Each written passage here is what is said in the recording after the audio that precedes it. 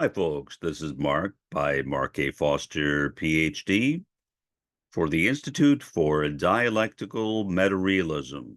Let's get rolling. Some new information has come out about the dead suspect who attempted to assassinate former President and possibly future President Donald J. Trump. And I wanted to go through this very briefly and then present perhaps a critique of the information and use it as a way of expressing the fact that people are not necessarily made out of steel. People are not molded. We are all individuals. We all have our own way of looking at the world.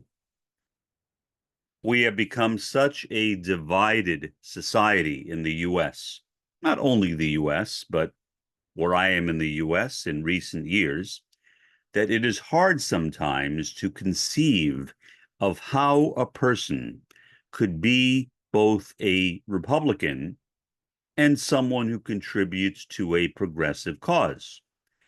But that is precisely what happened with this individual, with the alleged attempted assailant and assailant in Pennsylvania. He was, according to the FBI, a registered Republican.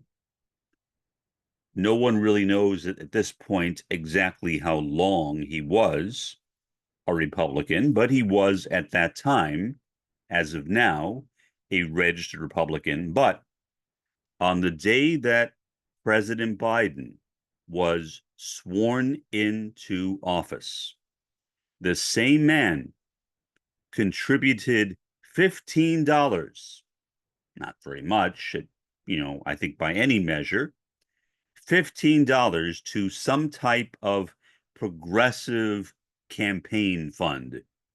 I don't know exactly what that was. So again, people are not statistics. People are not simply creatures of the media. People are people. People have their own views. They may think of themselves as conservative in general, but by the same token, they may support President Biden. I mean, after all, President Biden is a conservative. He is a Reagan Democrat. He was one of the first Reagan Democrats.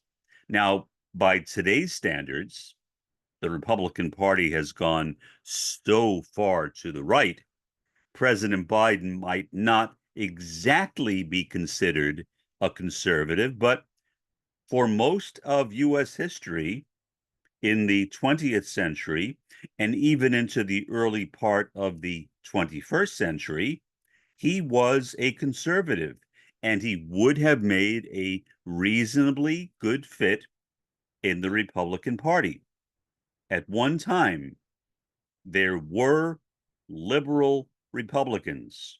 At one time, there were a lot of conservative Democrats. Most of them lived in the South, in the former Confederate States. So it's only been in recent times that the parties have become solidified. I remember listening to this one fellow in Congress. He was a Republican, but liberal, whatever liberal is, I guess progressive. And he made a switch into the Democratic Party. And when somebody asked him why he did that, he said, I realized that I no longer had a home in the Republican Party. So the parties have changed. They have become more rigid. They have become more constraining. That was not the case in the past, at least not consistently. Now, in a general sense, one can point to what happened during the presidencies of Jack Kennedy and Lyndon Baines Johnson. People often call that a kind of grand switch in American politics. I would not call it a grand switch, but it certainly was a switch. President Eisenhower, Ike, was, by most measures, a progressive for his time. The famous talk that he gave in his farewell address, where he coined the term the military industrial complex. He later said that he really wanted to include Congress in that. And so when the reporter asked him, well, why didn't you simply include it? President Eisenhower said, well, there was simply not enough time to say military, congressional, and presidential complex, military, industrial, congressional complex, whatever it is. He could not fit that in. And so that is why he left it out. There was no special reason for it. But Eisenhower was arguably a progressive of sorts. Sadly, for much too long, he tolerated the McCarthy hearings, the Army McCarthy hearings, but ultimately he put McCarthy in his place and he ended the Army McCarthy hearings. And after that time, McCarthy faced a life of being discredited. He was never again respected in politics. Sadly, he was respected for a long time. And during that time, he ruined the lives of a lot of people, accusing people of being what I am, a communist, except many of the people that he accused of being communists were, in fact, not communists at all. So, getting back to the subject, I realized that was a bit of a detour. This guy, apparently a registered Republican who contributed $15, not very much, to a progressive campaign which supported President Biden, is not really an anomaly. Most people have mixed views on things. They are not rigid the way in which the media presents politics as being. Politics, by its very nature, is not rigid. It is hard to be a serious person in politics and be a rigid person. The reason why politics, the Congress in particular, is really not working that well and has not for a couple of decades is because of this false rigidity where people feel obliged to vote not on the basis of their convictions, but on the basis of their party membership. That is what has happened right here in the United States. And so I am not confused by the fact that this man was both a registered Republican and at least once he gave money to a campaign that supported President Biden, who is himself a conservative. That should not confuse anyone. The main thing is that he had a choice when joining a party. He could have become a Republican, a Democrat, an independent, or a member of some third party. But he chose to become a Republican.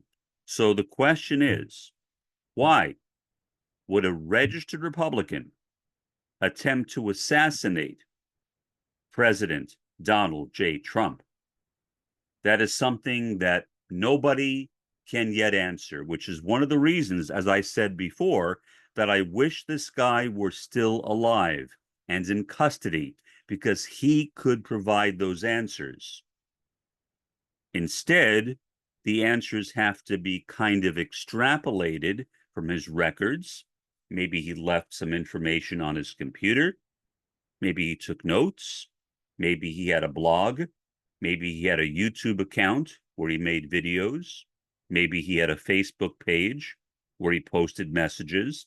Maybe he had a Twitter or X page where he posted tweets, or I guess X's, whatever they're called now.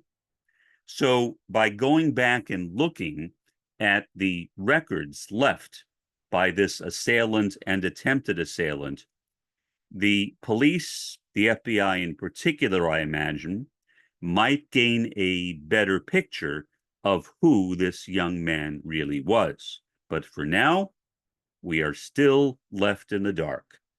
And I imagine it will be that way for some time. These kinds of investigations are not solved quickly. I doubt it will be solved even sometime this week. We learned a lot. We learned he was a Republican.